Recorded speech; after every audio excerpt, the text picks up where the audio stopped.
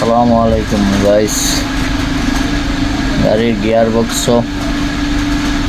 নামাই class plate check করতেছি।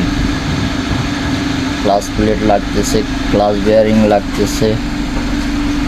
আজকে কয়েকদিন গাড়ি খুবই ভার চলতেছে, গাড়ি ভাগতেছে না।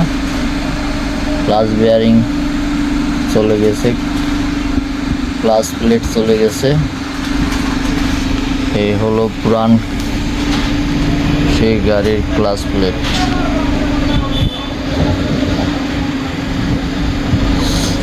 এটা লাগানো ছিল।